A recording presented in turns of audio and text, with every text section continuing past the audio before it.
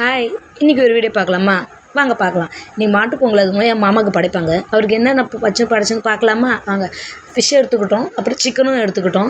இது எனக்காக சமீப காலமாக எனக்கு உடல்நிலை கொஞ்சம் குன்றி இருப்பதால் எனக்கு மட்டும் ஸ்பெஷலாக செவரொட்டி செஞ்சாங்க.